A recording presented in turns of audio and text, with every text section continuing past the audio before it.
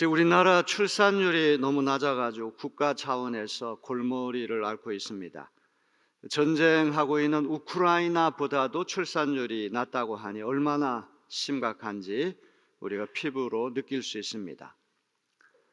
출산을 장려하기 위해서 국가에서 1억을 준다고 하고 갖가지 무상 혜택을 준다고 해도 젊은이들은 꿈쩍도 하지 않고 있습니다. 1950년부터 1953년까지 한국 전쟁이 일어난 다음에 많은 이들이 이제 죽었습니다. 인구가 급감하다 보니까 1953년, 54년부터 베이비 부모 시대, 예를 들면 1953년부터 1960년대까지 집집마다 아이를 5명, 6명, 많게는 12명까지 아이를 낳는 집안들이 많이 있었습니다. 특별히 어떤 집안은 아들을 낳아야 되는데 계속 딸만 낳다 보니까 11명의 딸을 낳고 12번째 가서 아들을 낳는 그런 집도 우리 집 옆에 있는 것을 제가 알고 있습니다. 남아 선호사상과 더불어서 이렇게 인구가 급증하고 폭발하다 보니까 국가에서 산하 제한 어떤 정책을 국가 시책으로 내걸었습니다. 그때 저희가 어렸을 때 흔히 들었던 구호가 있습니다. 딸, 아들 구별 말고 둘만 낳아 잘 기르자. 남자 아들만 낳으려고 하다 보니까 자꾸 아이를 많이 낳게 되니까 딸 아들 구별하지 말고 둘만 낳아 잘 기르자, 이런 표가 있었습니다. 그 중에도 눈길을 끄는 그런 구호가 하나 있는데, 덮어놓고 낳다 보면 거지꼴 면면한다. 인구 폭발 문제로 고민할 때 덮어놓고 애를 낳다 보면 그 애들 다 양육하고 부양하려다가는 집안이 거덜난다, 이런 얘기입니다. 그런데 이 구호는 오늘날 우리 젊은이들에게도 공감을 주고 있습니다. 이유는 정반대입니다. 오늘날 어린아이를 낳아가지고 대학 교육까지 시키려고 한다면 한 3억 이상의 돈이 필요하다고 그래요. 쥐꼬리만한 월급을 받아가지고는 아이를 낳다가는 덮어놓고 애 낳다 보면 거지꼴 못 변하니까 애를 못 낳는다, 이런 이야기입니다. 이제 어떻게 하면 출산을 장려해서 인구가 많이 늘어나게 할 것인가, 이것이 국가적으로 아주 중요한 시책이 되고 있습니다. 저는 충청북도 단양군이라고 하는 곳에서 태어나고 자랐습니다. 도담산봉, 단양 8경 가운데 도담산봉, 초등학교, 중학교 때 소풍 가면 꼭 도담산봉에 소풍을 갔어요. 국민학교 이름도 도담국민학교. 제가 20회 도담국민학교 20회 졸업생인데 그 도담국민학교가 사라졌어요. 수몰되면서 어느 날 제 모교에 가봤더니 학교 건물이 다 사라지고 땅만 초라하게 남았어요. 이 도담산봉에는 도전리라고 하는 곳이 있었거든요. 제가 국민학교 중학교 다닐 때 이 도담산봉 도전리에서 학교 오는 애들이 있었어요. 도전이라고 하는 이 이름은 삼봉 정도전 선생, 조선을 개국할 때 어떤 사상적인 면에서 크게 기여했던 그런 분이 삼봉 정도전 선생이에요. 호가 삼봉이에요. 그래서 제가 어렸을 때 들은 이야기는 정도전 선생의 외갓집이 그 도담산봉에 있어가지고 경상북도 영주에서 출산하기 위해서 도담산봉에 와서 이제 아이를 낳았다는 그런 이야기예요. 자, 어쨌거나 아주 시골입니다. 지금은 뭐 교통이 발달돼가지고 단양에 신단양에 가면 경치가 얼마나 좋은지 몰라요. 야, 우리나라에 이렇게 아름다운 곳이 있었는가 할 정도로 경치가 뛰어난데, 제가 초등학교 다닐 때 거기 단양은 석회 석이 아주 유명합니다. 세멘트 공장, 성신화학, 한일시멘트, 쌍용 이렇게 시멘트 공장이 곳곳에 서다 보니까 전국 8도에서 사람들이 몰려들기 시작했어요. 제가 국민학교 다닐 때 전교생이 2,000명. 지금은 수몰되고 학교가 그냥 다 끊어져 버렸는데, 야, 이렇게 많았던 학교가 어떻게 이렇게 순식간에 사라질까? 요즘에 우리가 뉴스를 보게 되면 초등학교 통폐합하는 학교들 많잖아요. 이제 이번에 졸업생을 마지막으로 해서 학교 문 닫는다, 그런 이야기도 우리가 많이 듣습니다. 자, 이렇게 인구가 감소하는 시대에 어린이들은 얼마나 보배로운지 몰라요. 정말 한 사람 한 사람이 다 소중합니다. 옛날에 우리 어렸을 때는 저희도 7남매 중에서 형님 한 분 돌아가시고 이제 6남매가 자라났는데, 뭐 가난한 살림에 누가 누구를 챙겨주고 누가 누구를 돌볼 여력이 없었어요. 다 자기가 알아서 크는 거예요. 이제 그런 시대가 있었지만 지금은 아이가 너무너무 소중하기 때문에 이 아이를 잘 보살피고 잘 길러내는 것이 얼마나 중요한지 몰라요. 여러분, 이런 시대에 우리 어린이 주일을 맞아가지고 아이들을 어떻게 키워야 할까 한번 생각해보는 시간이 되었으면 좋겠어요. 물론 아이를 키워보고 싶어도 자녀가 결혼도 안 하고 손주도 안 나오고 참 난감해요. 저도 결혼 일찍 해가지고 우리 아이들이 결혼을 빨리 할까 봐 걱정했는데, 사람 일이라는 건 알 수가 없어요. 그것도 억지로 할 수도 없는 문제고, 여러분들도 다 비슷한 문제가 다 있을 것입니다. 손주들 좀 많이 태어났으면 얼마나 좋겠습니까? 근데 결혼해 주는 것만 해도 고마워요.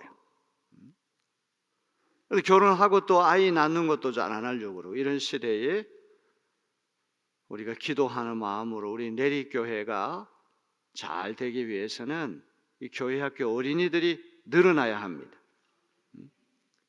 젊은이들이 벌떼같이 구름대같이 몰려드는 교회, 어린이들의 깔깔거리는 웃음소리가 그치지 않는 교회, 그런 교회 우리 내리교회 되어야 할 줄로 믿습니다. 가장 오래된 교회, 그러나 가장 젊은 교회, 우리 내리교회 주님 오실 때까지 우리가 붙들어야 할 캐치 프레이즈라고 저는 생각합니다. 자, 우리 이렇게 소중한 자녀들을 어떻게 우리가 길러야 할까요? 문제 아의 배후에는 문제 부모가 있어요. 요즘에 이제 아이들은 낳지 않은데 이 강아지, 개, 애완견 이런 것들을 자식 이상으로 아껴요. 뭐 별의별 일들이 다 일어나는데 뭐 친자식 이상으로 끔찍하게 아끼는 그런 시대가 됐어요. 짐승도 그렇게 아끼고 그렇게 돈을 투자하고 그렇게 돌보는데 사람을 귀하게 여기지 않는다면 이건 뭔가 잘못된 거 아니겠습니까? 왜 저렇게 짐승에게 집착을 할까? 왜 사람보다 짐승에게 더 정을 많이 줄까? 그는 사람이 무섭기 때문에.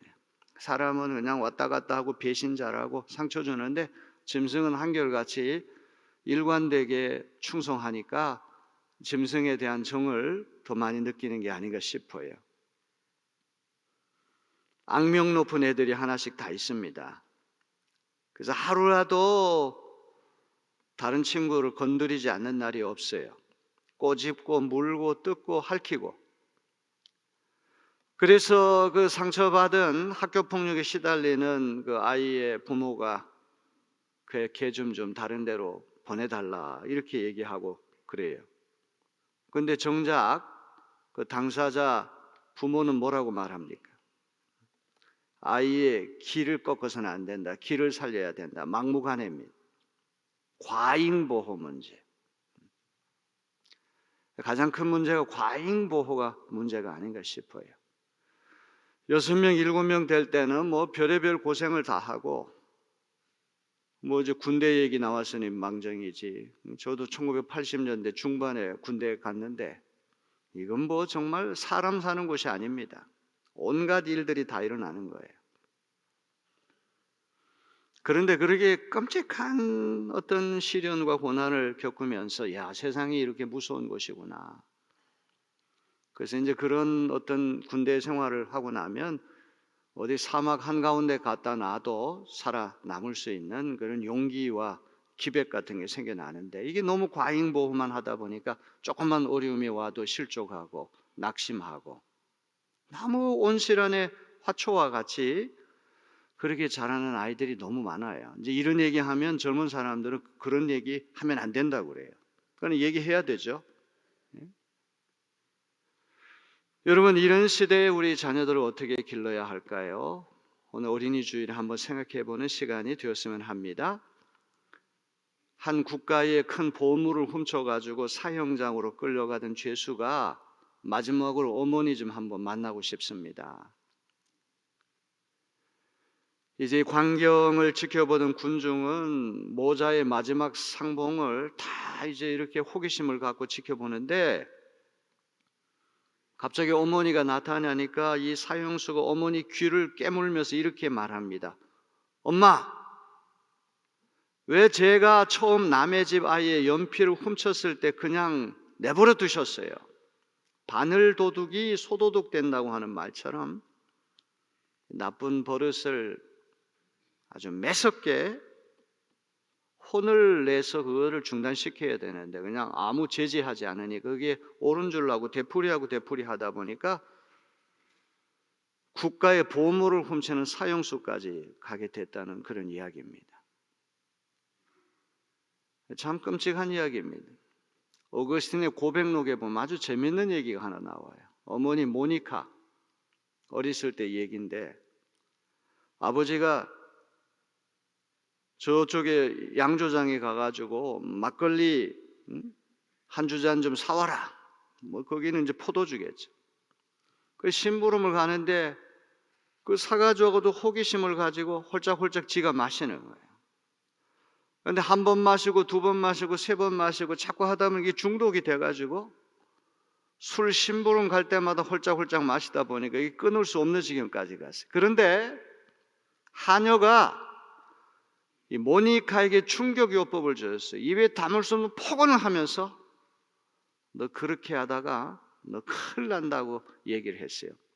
모니카가 그 말을 듣고 충격을 받아가지고 단번에 술을 끊었다고 하는 아주 유명한 이야기가 고백록에 들어가 있어요. 개척 시대의 미국에 어떤 목사가 두 아들과 함께 길을 잃어버린 개를 집에다가 기르게 됐어요. 아주 수검댕이처럼 새까만 개입니다. 근데 꼬리 부분을 이렇게 관찰해 보면 하얀 털이 3개가 나 있는 거예요. 어느 날 지역 신문을 보니까 개를 찾는다는 광고가 나왔는데 꼬리 부분에 3개 하얀 털이 있다. 특징을 거기 적어놨어요. 영락 없이 이 목사 집에서 기르는 개가 틀림이 없는 거예요.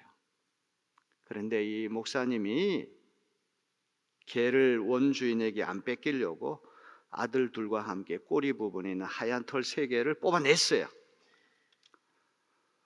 목사님 집에 잃어버린 개가 있다는 소문을 듣고는 원주인이 찾아왔어요. 누가 보더라도 틀림없이 자기 개가 많은데 이게 꼬리 부분에 하얀 털 3개가 사라졌기 때문에 증거가 없는 거예요. 그래가지고는 그냥 돌아가고 말았습니다. 나중에 이 목사님이 후회하면서 이런 말을 했다고 그래요.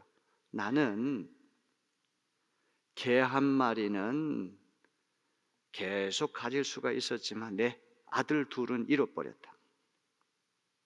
참 중요한 말이에요.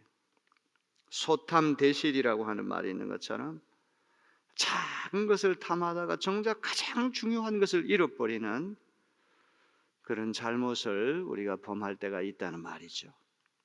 단군 일에 최고의 교육을 하고 있다는 자부심이 높아요. 조금 경제가 여유가 있다 보니까 내남 없이 자녀 교육에 최선을 다하고 있습니다. 외람된 말씀이지만 제가 미국에 유학 가기 위해서 토플 시험 볼 때 한 번도 학원을 다녀본 적이 없어요. 군대 생활하면서 36개월 최전방에 있다 보니까 시간 많이 나니까 타임지니 뉴스위크 같은 그걸 원서 갖다 놔 공부하고. 그러니 스피킹, 말하는 것, 더 리스닝, 듣는 거는 아주 형편없죠. 그 당시에는 뭐 인터넷도 없고 AFKN이라고 하는 미군 방송 뭐 그런 거 들으면서 밀리터리 잉글리시, 이 영어, 군사 영어 이런 거 이제 듣고 공부하던 그런 시절인데, 지금은 세계적인 어떤 강연들이 무료로 동영상 다 뜨잖아요. 시간이 없어가지고 공부 못할 뿐이 자기가 노력만 하면 얼마든지 어학도 잘할 수 있는 그런 시대가 열렸어요. 이렇게 최고의 교육을 하겠다며 천문학적으로 사교육비를 지출하는 그런 시대인데, 세상 인심은 어떻습니까? 날이 갈수록 각박해지고 인간성은 거칠어지고 있어요.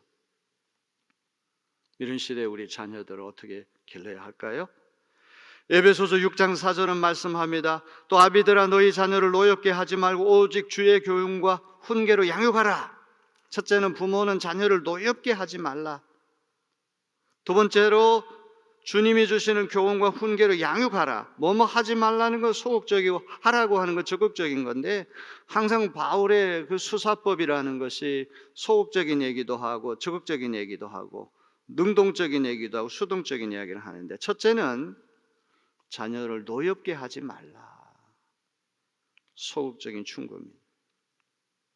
부모가 자녀에게서 해서는 안 될 일들이 어디 한두 가지겠습니까? 가장 중요한 건 노엽게 하지 말라.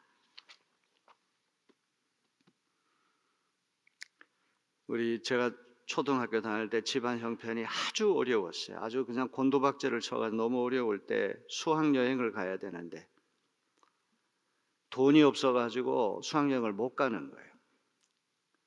그래서 이제 부모님이 그 못 가는 아들의 심정을 좀 이해를 하고 위로해 줘야 되는데, 먹고 살기 바쁘고 농사 짓는 분이니까 바깥에서 일하고, 그때 아주 상처가 되더라고요.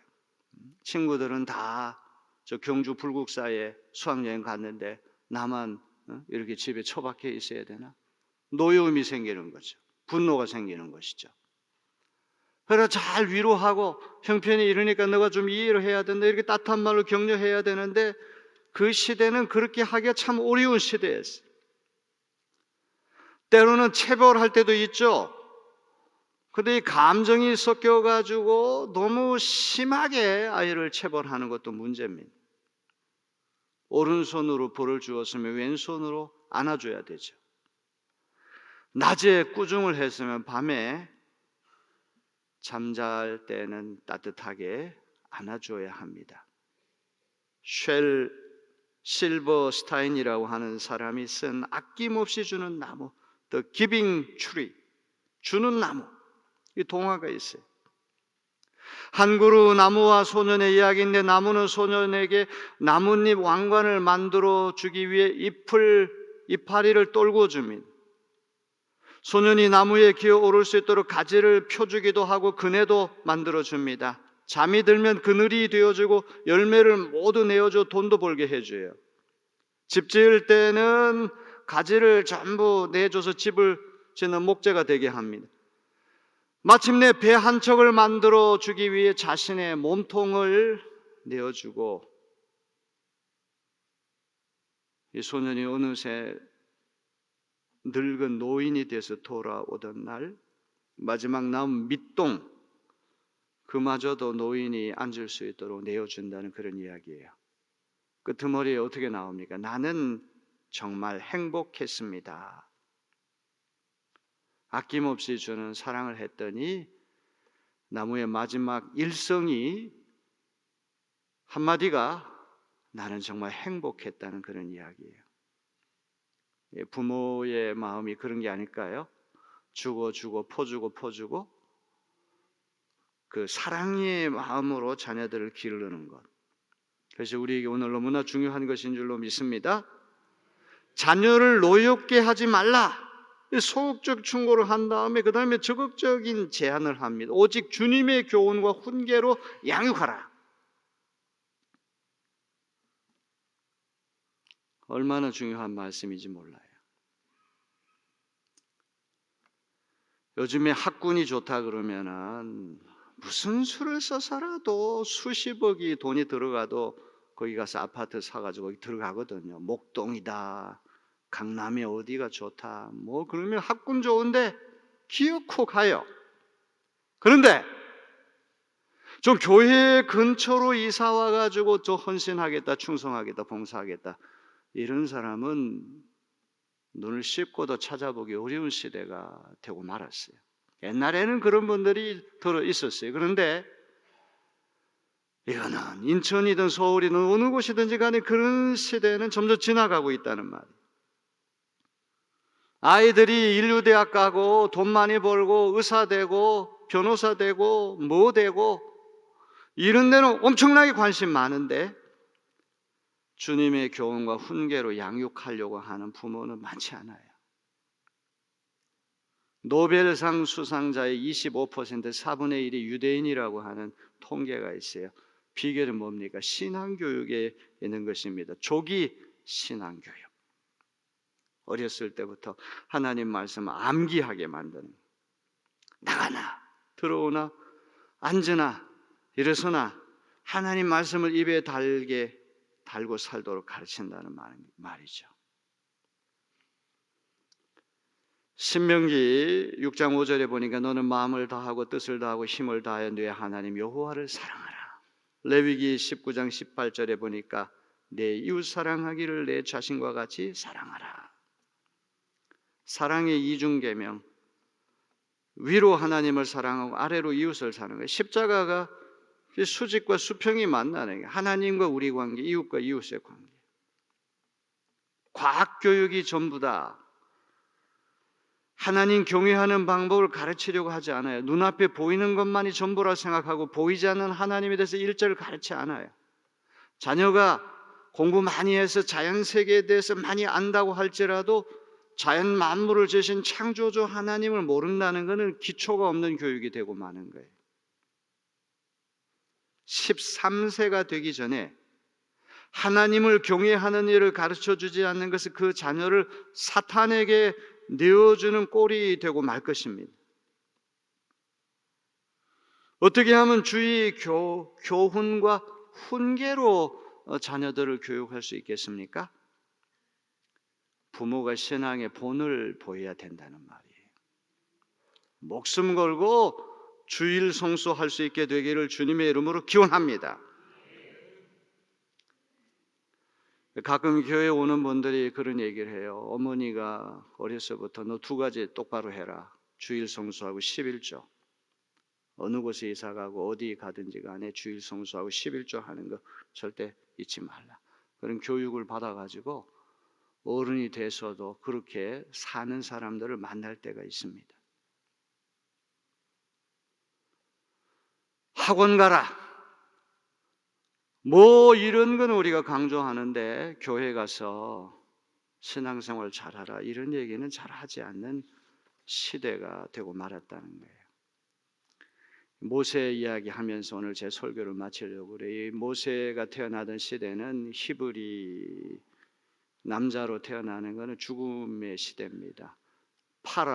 바로가 히브리 사내아에 태어나면 다 나일강에 빠뜨려 죽이라고 그랬어요. 모세가 태어났을 때 어머니가 이렇게 보니까 아주 얼굴이 준수했다, 잘생겼다. 이거는 외모가 뛰어났다는 그런 말이 아니에요. 앞으로 큰 제목이 될 만한 상이다. 야, 이거 비범한 아이다. 이런 생각을 갖고는 그 아이를 살리잖아요.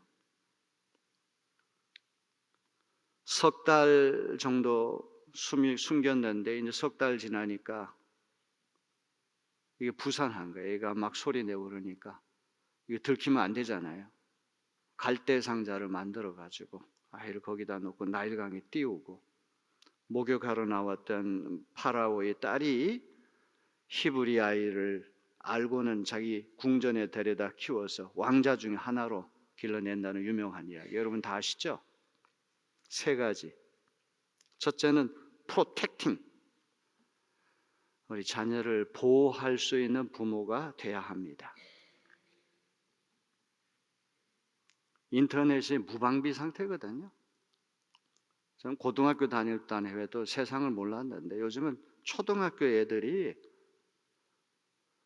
이게 참 무서운 시대가 되고 말았어요. 이게 무방비로 온갖 폭력과 음란 이런 것들이 가정 안방까지 이게 침투하고 있는 시대가 됐잖아요.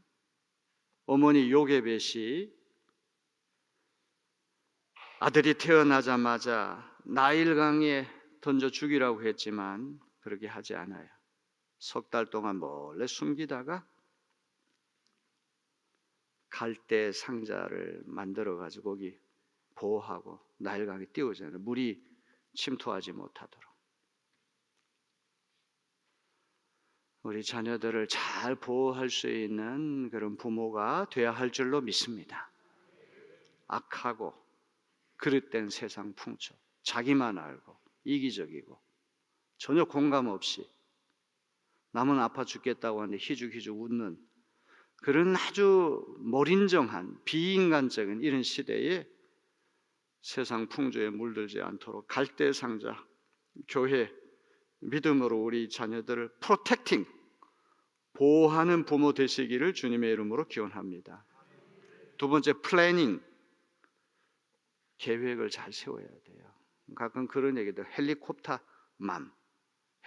맘이 뭔지 모르겠는데 자식을 명문대학 가게 만들기 위해서 계속 아이를 뒷바라지하는 그 열성 부모들 이야기 많이 듣잖아요. 플래닝이라고 그러니까 그런 거를 얘기하는 게 아니에요. 의사 만들고 검사 만들고 변호사 만들고 회계사 만들고 뭐 만들고 돈 많이 벌고 출세하고 이런 게 얘기하는 거 아니에요. 어떻게 하면 그 아이가 하나님이 주신 은사를 잘 발견하고 개발하고 활용해서 하나님 나라의 소중한 일꾼으로 성장해 나갈 것인가? 하나님을 위해서, 이웃을 위해서, 교회를 위해서 존귀한 일꾼으로 쓰임 받을까? 이거를 잘 계획하는 우리 부모가 돼야 할 줄로 믿습니다. 요게벳이라고 하는 모세의 어머니가 얼마나 치밀합니까? 갈대 상자에 이 석 달 지난 모세 아기를 거기다가 집어넣고 나일강에 띄워가지고 어느 날 몇 시에 공주가 목욕하러 나온다는 정보를 미리 알고 그 시간에 갈대 상자 띄우고 그 시간에 모세의 누나인 미리암을 몰래 지켜보게 하고 앞으로 일어날 시나리오를 미리 다 플래닝, 계획을 세웠다는 말이에요. 그래서 공주가 모세를 발견하고 궁전에 데려가서 이제 키우게 되는데 히브리 아이라고 하는 걸 알고는 히브리 유모를 구한다고 말하잖아요. 어머니가 유모가 돼가지고 궁전에 들어가가지고 신앙교육, 민족교육을 시키게 되는 것입니다. 옛날에는 다 저절로 컸어요. 부모님 계획 없이 그냥 자기가 알아가지고 어떻게 하다가 우리 여기까지 왔는데 이제는 그런 시대가 아니죠. 우리 자녀들이 잘 돼야 되지 않겠습니까? 신앙적인 플래닝을 잘 세울 수 있는 부모님들이 되어야 해요. 아무리 뭐 좋은 직장 갖고 아무리 연봉이 높고 그러더라도 이 인간 자체가 잘못돼 버리면 부모 찾아오지도 않고 전화 한 통도 안 하고 지만 알고 그런 참 끔찍하지 않습니까? 정말 우리가 눈을 감을 때 가장 원하고 바라는 소원이 뭘까요? 우리 자녀들 예수 잘 믿고 하나님 잘 섬기고 교회 가서 목사님 잘 도와드리고 오른팔 왼팔처럼 충성되게 쓰임받는 그런 일꾼 되는 거, 그 얼마나 귀한 일이에요? 내리교회를 떠받치는 기둥되게 하는 거.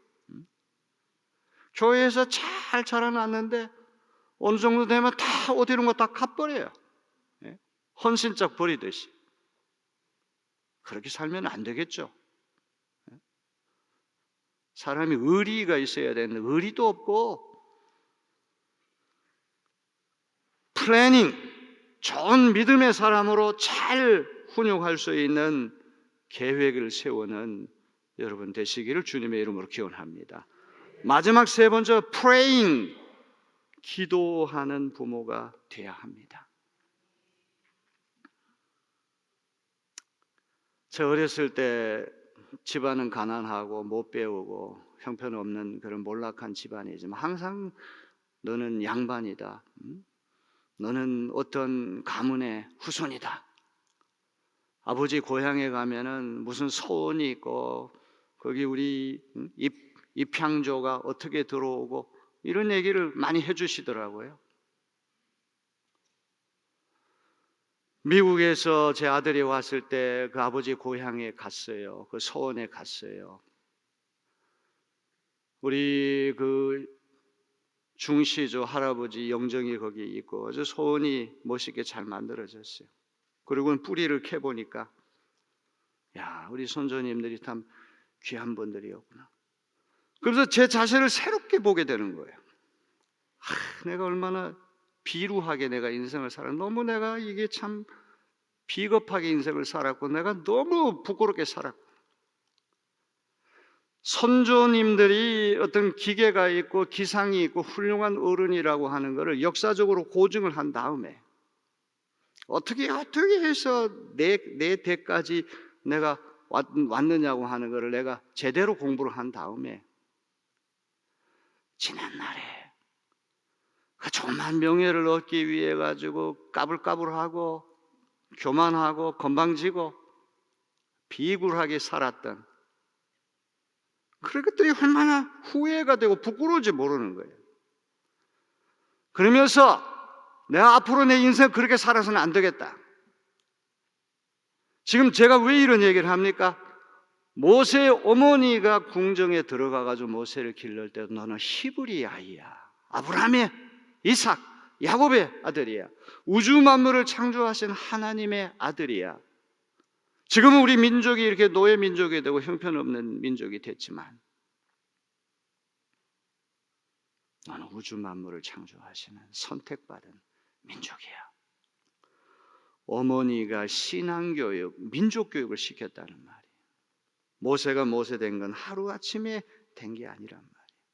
요셉의 눈물겨운 기도가 있었기에 눈물의 자식은 망하지 않는다고 하는 그 유명한 이야기처럼 기도하는 어머니의 눈물이 있었기 때문에 모세가 모세 될 수 있다는 것을 기억해야 됩니다.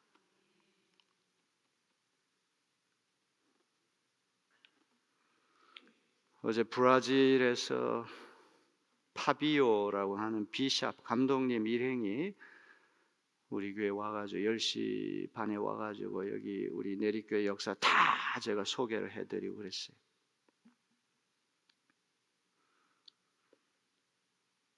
그 감독님이 한 달 동안 한국에 체류하면서 한국의 새벽 기도도 배우고 한국 교회 이렇게 성장하는 비결이 뭔가 구석구석 다니면서 아주 호기심이 많고 배우려고 하는 열정이 있는 분이에요.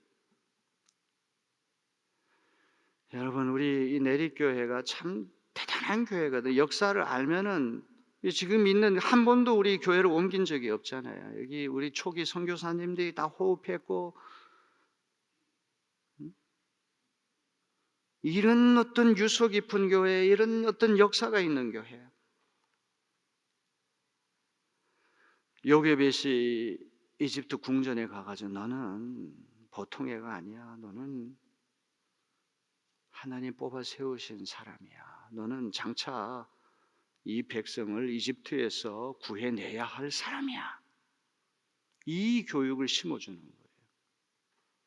시시한 교육이 아니에요.